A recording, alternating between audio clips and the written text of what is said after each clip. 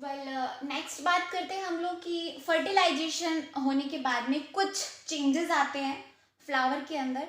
वो जो चेंजेस हैं वो हम किस टॉपिक के अंदर पढ़ते हैं? पोस्ट फर्टिलाइजेशन चेंजेस, और we can say post fertilization events.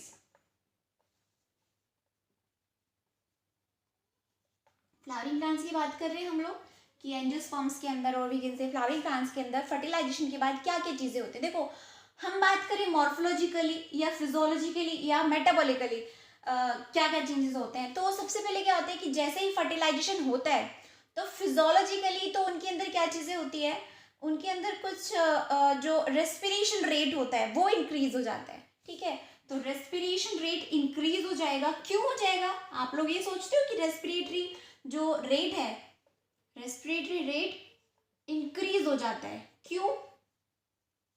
क्योंकि भाई जो फर्टिलाइजेशन के बाद मेन चीज बन रही है, सीड बनेगा भाई। तो सीड जो है या फ्रूट बनेगा जिससे आगे की जनरेशन, मतलब रिप्रोडक्शन ही हो रहा है तो आगे ग्रोथ हो रही है एक तरह से। तो ग्रोथ और डेवलपमेंट के लिए आगे क्या पड़ेगा? उसको उसको एनर्जी की रिक्वायरमेंट पड़ेगी। एनर्जी की रिक्वायरमेंट पड़ेगी तो रेस्पिरेटरी रेट तो अपने आप इंक्रीज होगा। ठीक है, और साथ में एक और चीज इंडिकेट करती है कि भी उनके अंदर फर्टिलाइजेशन होती है कि उनके अंदर, फ्लावर के अंदर जो इथाइलिन का जो रेट है, इथाइलिन जो प्रोडक्शन है, इथाइलिन की प्रोडक्शन भी शुरू हो जाती है। इथाइलिन फॉर्मेशन स्टार्ट हो जाती है। तो अगर उसमें इथाइलिन की फॉर्मेशन हमें दिखाई दे, इथाइलिन दिखाई दे, तो इसका मतलब कि फर्टिलाइजेशन हो गया है। ठीक है, एक और चीज जो मॉर्फोलॉजिकली हम लोग देख सकते हैं उसमें कि फर्टिलाइजेशन के बाद जो फ्लावर की जो जो पेटल्स होते हैं, स्टैमन जो पार्ट है वो जनरली झड़ जाते हैं, मुरझा जाते हैं। आपने देखा भी होगा कि एक बार के लिए अगर हमारी बालकनी में फ्लावर वगैरह लग रहे हैं तो ब्लूम करते हैं, लेकिन कुछ टाइम, कुछ एक दो दिन में वो क्या हो जाते हैं, थोड़े से फेड हो जाते हैं अपने आप ही। ठीक है, तो वो यही होता है। उसके बाद फिर से वो खिलते हैं, फिर से वो चीज़ें चलती रहती है मॉर्फोलॉजिकली। और उसके अलावा जो एक्चुअल में जो वो अंदर क्या हो रहा है, ये सब चीज़ें क्यों हो रही है, वो क्या होती है कि भाई इसके अलावा क्या होता है, तो एंडोस्पर्म की फॉर्मेशन, एंडोस्पर्म फॉर्मेशन होती है भाई। उसके अलावा एम्ब्रियो, क्या क्या चीजें हो रही है बता रही हूँ कि भी एंडोस्पर्म की फॉर्मेशन होगी, एम्ब्रियो की फॉर्मेशन होगी, सीड की फॉर्मेशन होगी, seed formation and fruit formation. ये इवेंट चलेंगे फर्टिलाइजेशन के बाद में, ये सारी चीजें होने वाली हैं। ठीक है, हम जानते हैं कि एंडोस्पर्म है वो जो सीड बनेगा, एम्ब्रियो जो फॉर्म हो रहा है उसको न्यूट्रिशन देने के लिए बना है। एम्ब्रियो है वो क्या बनाएगा इन फर्दर, सीड बनाएगा। और जो सीड है वो किसके अंदर इनक्लोज होगा, फ्रूट के अंदर। ठीक है, क्योंकि हम जानते हैं कि एंडोस्पर्म की कैरेक्टरिस्टिक होती है कि वो नेक्ड नहीं होते, कवर्ड होते हैं इन फ्रूट। तो ये सारी चीजें चलेंगी। तो सबसे पहले हम लोग जो टॉपिक उठाने वाले हैं वो एंडोस्पर्म को उठाने वाले हैं, इन सबको पढ़ेंगे हम।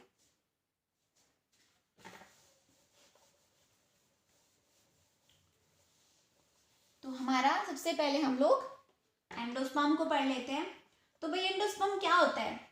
कई बार नाम आ गया, अब तो हमें रट गया होगा कि एंडोस्पर्म होता क्या है। एंडोस्पर्म होता है एक स्पेशल टाइप का फूड फूड कह सकते हो, या फिर कह सकते हो न्यूट्रिटिव टिश्यू होता है। न्यूट्रिटिव टिश्यू, क्योंकि ये क्या करता है, जो एम्ब्रियो है उसको क्या प्रोवाइड करता है, नरिशमेंट, स्पेशल टाइप का फूड। मतलब क्योंकि देखो एम्ब्रियो जो जब जब डेवलप करेगा, जब ग्रो करेगा, तो ये एक बहुत ही एनर्जी रिक्वायर्ड प्रोसेस होता है।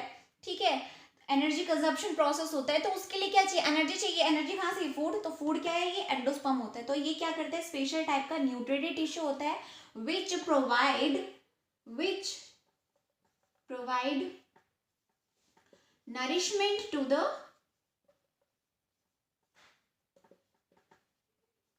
Growing embryo. जो एम्ब्रियो बढ़ रहा है वो कैसे बढ़ रहा है, क्योंकि उसको यहाँ से फूड मिल रहा है, किससे, एंडोस्पर्म से। और हम ये बात डबल फर्टिलाइजेशन में कर चुके हैं कि एंडोस्पर्म आता कहाँ से है, एंडोस्पर्म कहाँ से आता है, ये रिजल्ट होता है, it is the result of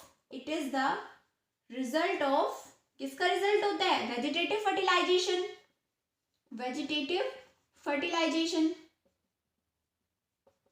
या फिर हम जिसको क्या नाम देते हैं, और ट्रिपल फ्यूजन क्यों बोला था, क्योंकि वहां पर जो 3 न्यूक्लियस किस किस के फ्यूज कर रहे थे, एक मेल गैमेट का और 2 सेकेंडरी न्यूक्लियस के, तो हम यहाँ पर वो भी लिख सकते हैं, और we can say fusion between, triple fusion और फ्यूजन बिटवीन मेल गैमेट और two polar nuclei of secondary cell. ठीक है, तो ये एंडोस्पर्म किसका रिजल्ट होता है, वेजिटेटिव फर्टिलाइजेशन और ट्रिपल फ्यूजन का, जहां पर एक मेल गैमेट किसके साथ फ्यूज कर रहा था, सेकेंडरी न्यूक्लियस या फिर टू पोलर न्यूक्लियाई के साथ में। ठीक है, जिससे हमारा क्या बना था, पहले प्राइमरी एंडोस्पर्म न्यूक्लियस बना था, उसके बाद एंडोस्पर्म बना था। ठीक है, तो अब इनकी जो फॉर्मेशन है वो किस तरह से होती है, इस बेसिस पे एंडोस्पर्म के फर्दर टाइप्स होते हैं। तो वो टाइप्स हम लोग एंडोस्पर्म के यहाँ पर पढ़ने वाले हैं, टाइप्स ऑफ एंडोस्पर्म।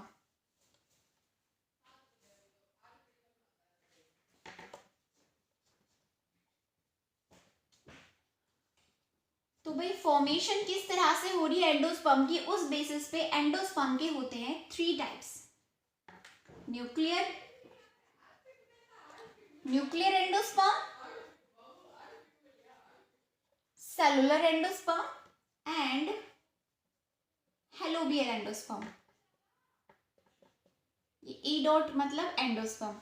ठीक है, तो मैं इसको यहाँ पर डायग्रामेटिकली भी आपको समझाऊंगी कि क्या होता है। देखो एंडोस्पर्म में मैं बात करूंगी, मैं सिर्फ यहाँ पर एंडोस्पर्म की बात करूंगी, जो एम्ब्रियो oospore है, यहाँ पर जो फॉर्मेशन हुआ है, जो सीड बनाएगा, उसकी बात मैं नहीं करूंगी, वहां पर मैं सिर्फ इसको रिप्रेजेंट करूंगी। देखो हमारे पास है, ये रहा, ये oospore जो एम्ब्रियो बनाएगा। ठीक है, ये इसकी डिवीजन स्टार्ट हो गई जो हम बाद में बात करेंगे, और यहाँ पर है क्या, ये रहा पूरा का पूरा इसके साइड में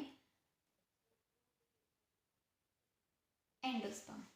ठीक है, तो इसमें क्या होता है कि जो ये सेल होती है ना, ये डिवाइड कैसे करती है, फ्री मतलब डिवाइड करती जाएगी रिपीटेडली, जो न्यूक्लियस है वो रिपीटेडली भी डिवाइड करता जाएगा, और बहुत सारे न्यूक्लियर मल्टी न्यूक्लिएट कंडीशन आ जाएगी। मतलब न्यूक्लियस डिवाइड करेगा पहले, सेल बाद में फॉर्म, मतलब साइटोकाइनेसिस बाद में होगी। मतलब पहले न्यूक्लियस डिवाइड कर, मतलब एक मान लो हमारे पास एक सेल है, न्यूक्लियस डिवाइड करता जाएगा, न्यूक्लियस डिवाइड होने के बाद सेल अलग नहीं होगी, साइटोकाइनेसिस 11th में याद है ना, साइटोकाइनेसिस की सेल वॉल की फॉर्मेशन जहाँ हो जाती है, और एक न्यूक्लियस दूसरी सेल में, एक न्यूक्लियस दूसरी सेल में, ऐसा होता है। लेकिन इसके अंदर ऐसा नहीं होता। एट द बिगिनिंग में क्या होगा, जो न्यूक्लियस है वो रिपीटेडली डिवाइड करता जाएगा, और साइड में इकट्ठे होते जाएंगे वो न्यूक्लियाई, इस तरह से बीच में एक बड़ा सा वैक्यूल क्रिएट हो जाएगा। उसके बाद क्या होगा, जब क्योंकि स्टार्टिंग में बहुत सारे मल्टी न्यूक्लिएट कंडीशन हो जाती है, अब बाद में इसके अंदर क्या होगा, बाद में सेल वॉल साइटोकाइनेसिस की फॉर्मेशन होगी। ठीक है, मतलब अब ये तो जाइगोट वाली सेल है, ये इस तरह से, मतलब जो न्यूक्लियस है उनके लिए अलग अलग सेल की फॉर्मेशन हो जाएगी इस तरह से।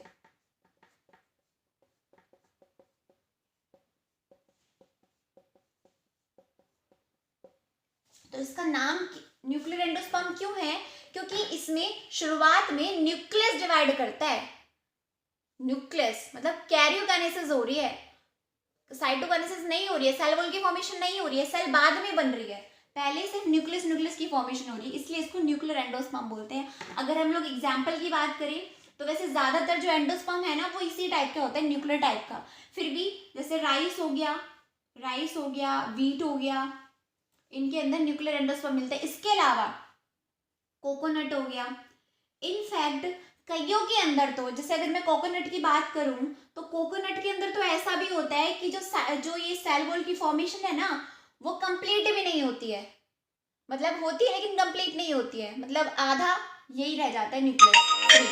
ठीक है, जैसे अगर आप जो नारियल होता है उसका जो वो खाने वाला पार्ट होता है ना, वाइट जिसको हम लोग खाते हैं, उसमें तो सेल वॉल की फॉर्मेशन हो जाती है। ठीक है, मतलब न्यूक्लियस पहले डिवाइड करता है लेकिन बाद में सेल वॉल फॉर्म कर जाते हैं, लेकिन जो अंदर वाला जो पानी होता है ना, नारियल पानी, उसमें सेल वॉल फॉर्मेशन नहीं होती है, मतलब वो सारा न्यूक्लियाई होता है।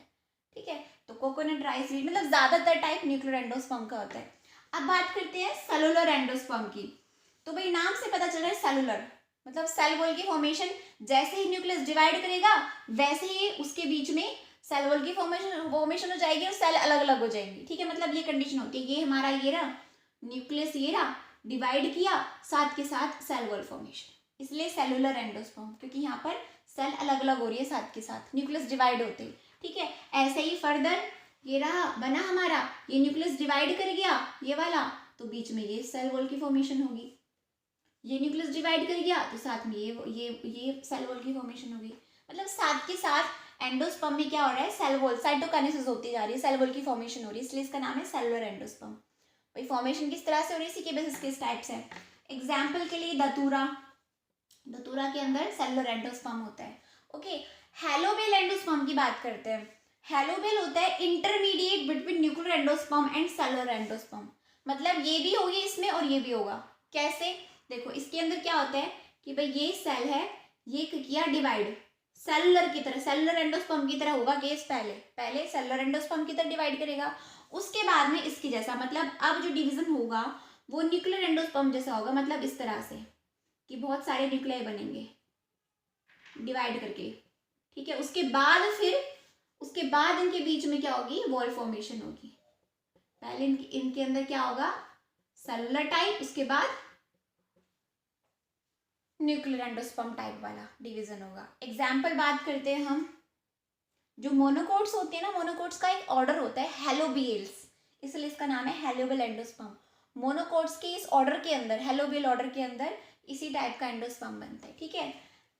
ऑर्डर ऑफ हैलोबियल, ऑर्डर ऑफ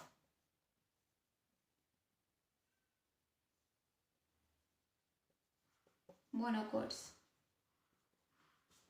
ठीक है भाई। तो भाई किस तरह से एंडोस्पर्म की फॉर्मेशन हो रही है, उस बेसिस पे ये एंडोस्पर्म के टाइप्स हमने पढ़े। अच्छा, एक और चीज होती है, मैं छोटी सी चीज बताना चाहूंगी।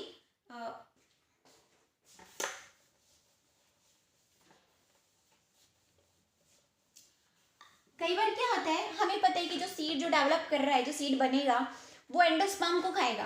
कईयों के अंदर क्या होता है, एंडोस्पर्म जो सीड है वो डेवलप होते होते पूरा एंडोस्पर्म खत्म कर जाता है।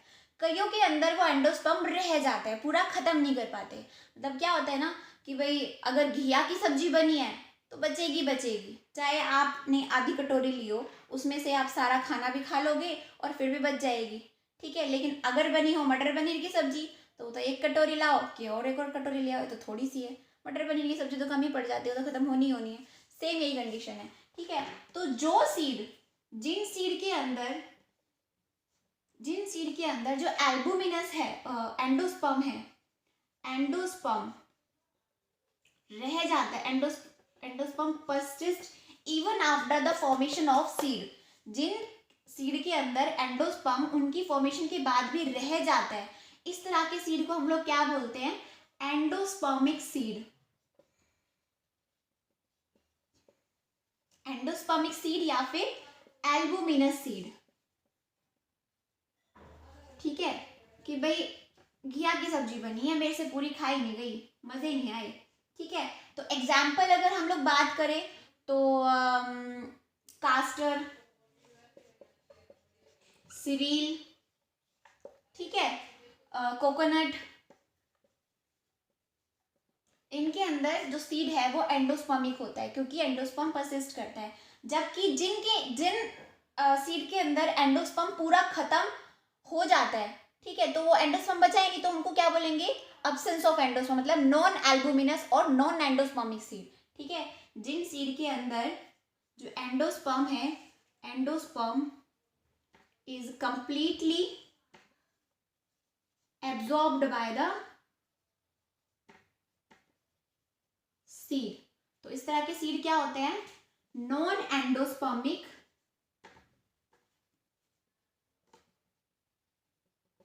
और नॉन एल्बुमिनस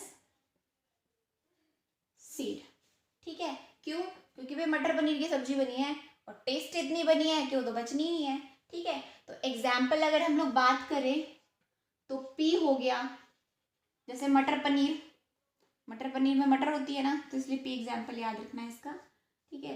पी के अंदर ये पी क्या होता है, एल्बुमिनस सीड होते हैं। नेक्स्ट टॉपिक हम नेक्स्ट लेक्चर में करते हैं, आज के लिए इतना काफ़ी है, ओके।